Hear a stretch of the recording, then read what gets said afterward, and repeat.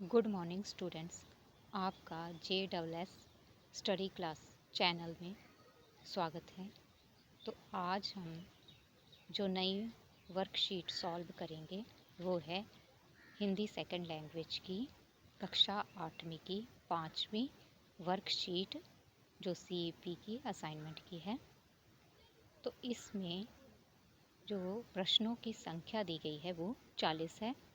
तो ये जो वर्कशीट है वो CEP की लास्ट वर्कशीट है। इसके बाद में आपका जो है पेपर होगा, दिसंबर मंथ में ही जो है आपका पेपर होगा। तो सबसे पहले हम जो है इसका हल करते हैं। तो पहला प्रश्न पूछा गया है जो कि पिंजरा किस धातु का बना हुआ था। तो उसका उत्तर है क ऑप्शन, ग ऑप्शन, इनके तीसरी ऑप्शन। तो वो है लोहे का। आगे दूसरा प्रश्न है कि कविता राखी की चुनौती में बहन किस को बधाई देती है। तो बहन जो है जिन बहनों के भाई उनके पास हैं वे उन्हें बधाई देती है। तीसरी ऑप्शन। मनीष क्या बेचकर जीवन बसर कर रहा था। तो मनीष जो है वो गुब्बारे बेचकर, मतलब दूसरी ऑप्शन उत्तर हो गया, अपना गुजारा कर रहा था। चौथा प्रश्न है कि बिजली के बल्ब का आविष्कार किसने किया था। तो इसका उत्तर पहली ऑप्शन में है कि थॉमस अल्वा एडिसन ने जो है बिजली के बल्ब का आविष्कार किया था।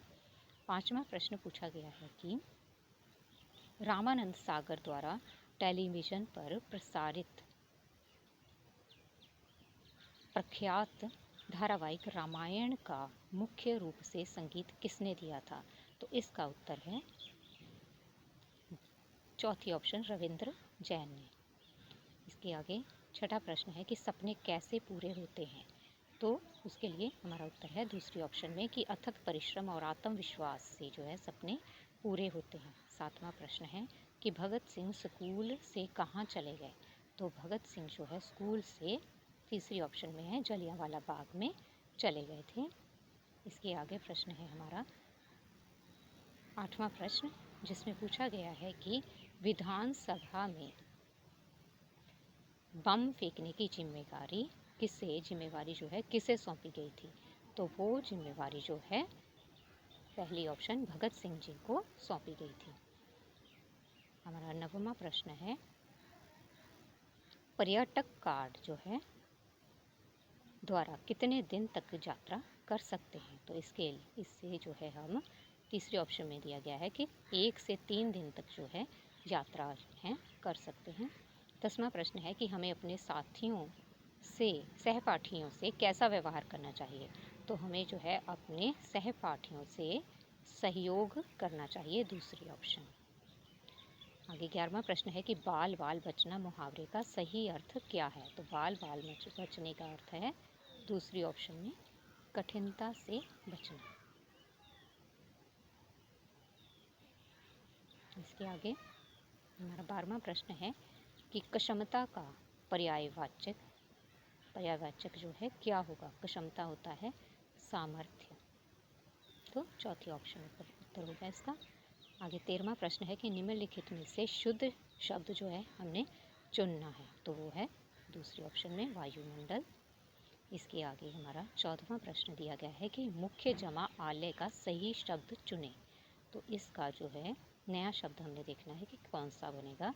तो क्या होगा, मुख्यालय, चौथी ऑप्शन में दिया गया है। आगे दिया गया है कि शहीद शब्द का पर्यायवाचक नहीं है। तो शहीद शब्द का पर्यायवाचक जो नहीं है वो है पहली ऑप्शन में आज़ादी। आगे प्रश्न दिया गया है 16वां प्रश्न है हमारा कि सदस्य शब्द का स्त्रीलिंग क्या होगा। सदस्य शब्द का स्त्रीलिंग जो होगा वो होगा दूसरी ऑप्शन में सदस्या। 17वां प्रश्न है कि निम्नलिखित पंजाबी वाक्य का हिंदी अनुवाद करें। तो हिंदी में हमने लिखना है इसे कि हिंदी में इसका रूप क्या होगा कि ये उसका मनपसंद विषय है। तो हम क्या लिखेंगे कि यह है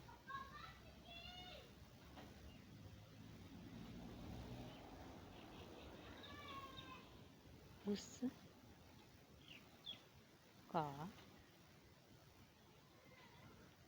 मनपसंद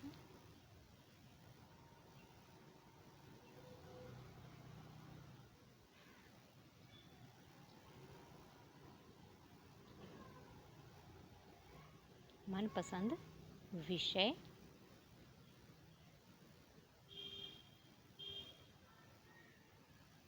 है।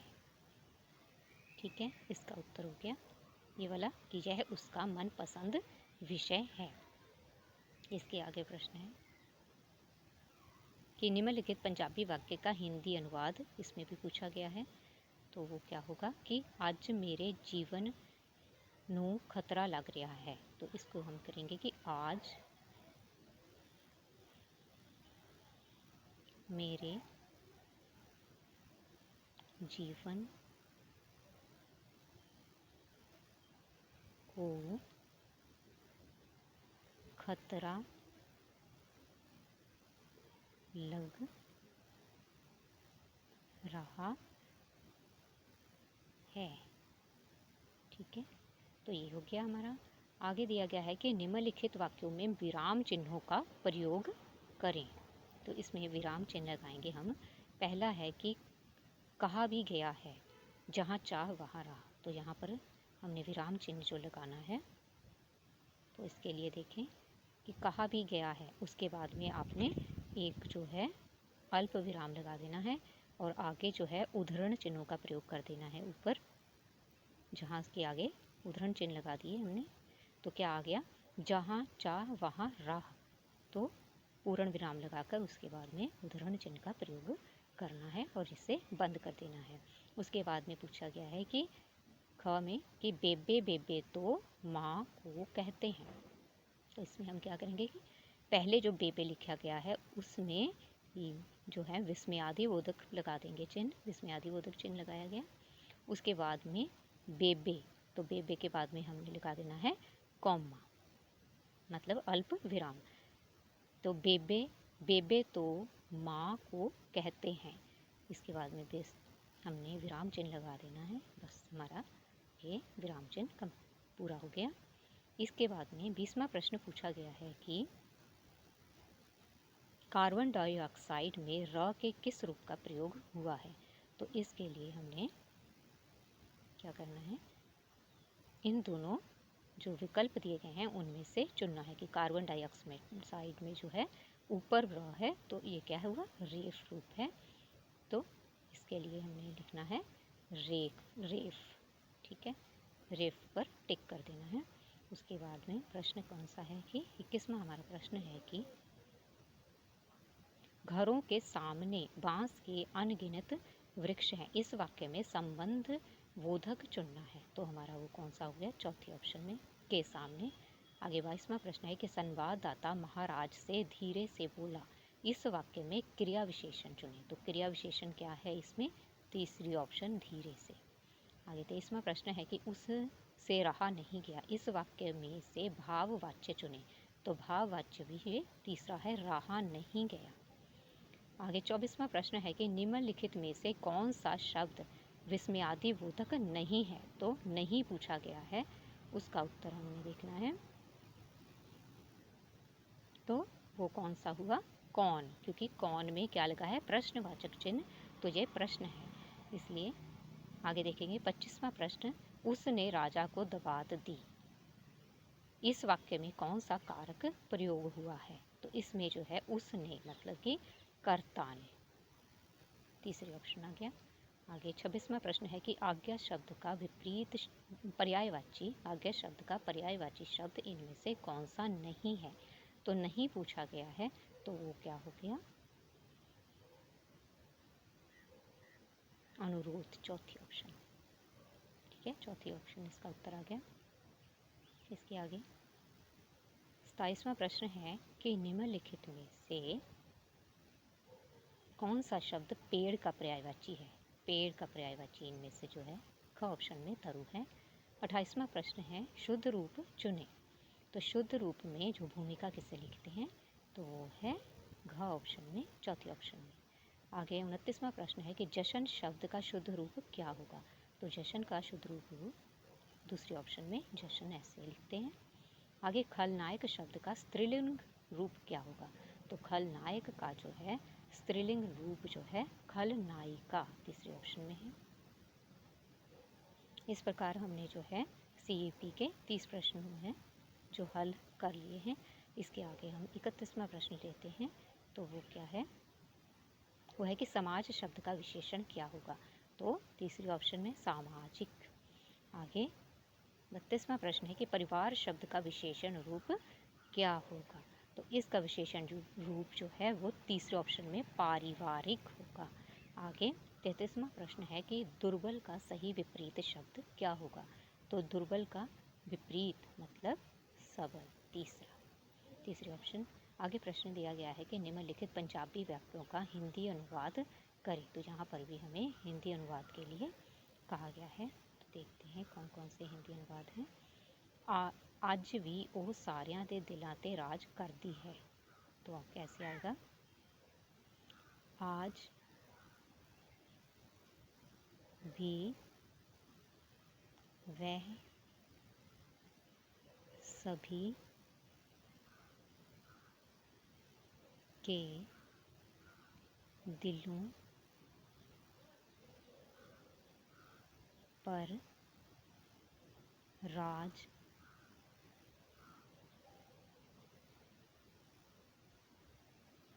करती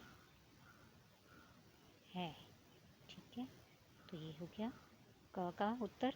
और इसके बाद में पूछा गया है कि पानी नहीं तो जीवन किवें संभव होवेगा। तो इसके लिए लिखेंगे हम उत्तर ख का क्या आएगा कि पानी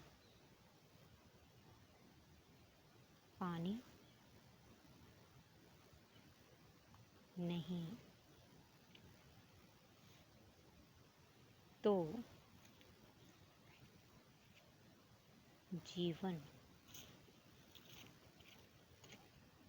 कैसे संभव